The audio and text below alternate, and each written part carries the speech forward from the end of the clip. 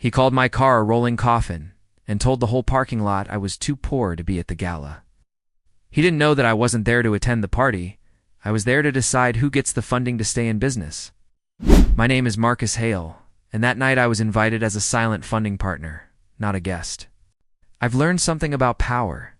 The quieter you arrive, the louder the truth hits later. The gala was being held at the Grand Harbor Hotel. Glass walls, gold lights, valet lines full of imported cars. I pulled in with my old dark blue sedan, clean and perfectly maintained, but not flashy. I prefer it that way because simple things reveal real people. As I stepped out, a man near the valet stand laughed loudly. Not a polite laugh, but the kind meant to attract attention. He pointed at my car and said, "Who let the rolling coffin into the luxury lane?" A few people nearby smirked. One couple even turned to stare. The valet looked embarrassed but stayed quiet. I handed over my keys calmly and said, "It still runs perfectly." The man walked closer. He wore an expensive tuxedo and the kind of confidence that comes from never being questioned. He said, "This event is invite-only. Sponsors, founders, real money. Parking for charity dinners is 2 blocks down." More people laughed behind him, simply replied, "I'm in the right place." He grinned and said, "Sure you are." I didn't argue.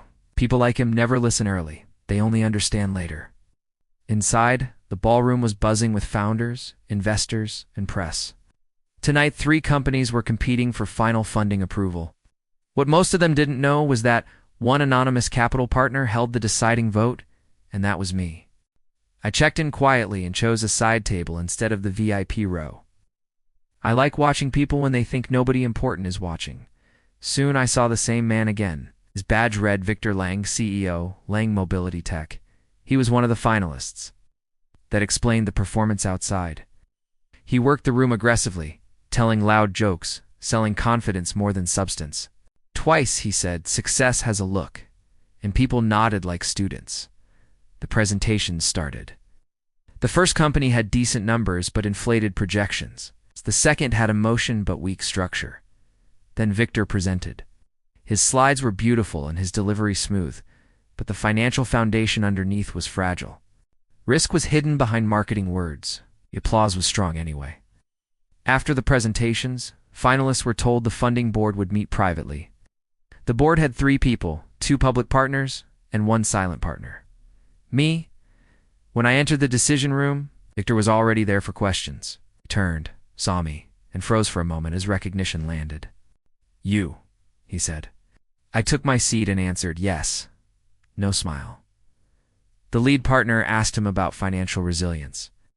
His answers were weaker now. Pressure changes voices. Then they asked about contingency risk. He stumbled. I asked only one question. "If your next round fails, how many months until insolvency without layoffs?"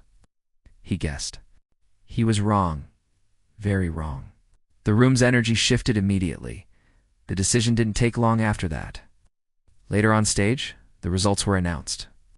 Only one company received funding, and it wasn't his. After the applause and press movement faded, I walked toward the exit. Victor was standing near the doors, phone in hand, confidence gone. He stopped me and said, "I didn't realize who you were." I replied, "That happens." He apologized for the parking lot comment and said it was out of line. I nodded once and stayed quiet. Silence carries more weight than speeches. Outside, heavy rain was pouring. The valet lane was empty. He looked worried and said his driver canceled and ride apps weren't available. Then he asked carefully, "Could you drop me downtown?" 10 minutes earlier, my car was a coffin. Now it was transportation. I asked, "Still safe enough to ride in?" He gave a small, embarrassed smile and said, "I deserve that." We drove quietly for a while. Then he admitted, "I built my image too loudly and my foundation too weak." I told him, "The foundation can be fixed. The attitude takes longer." When we reached his stop, he thanked me more than once, not for the ride, but for the lesson.